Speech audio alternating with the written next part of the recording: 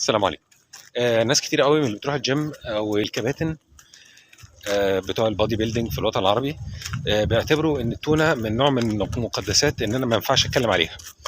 احب اقول لك يا سيادتي، يعني يا كوتش، ان التونه بالذات التونه المعلبه اللي هي بتيجي في الوطن العربي كله بتعتبر نوع من انواع المخازن الزئبق، لان النوع اللي احنا بنستورده في الوطن العربي كله بيجي من مصادر في الصين وتايلاند، ودي مصادر يعني حتى الاتحاد الاوروبي وكندا وامريكا مانعين استيراد الانواع دي من البلاد دي تحديدا، نظرا لاحتوائها على نسبه كبيره جدا من الزئبق.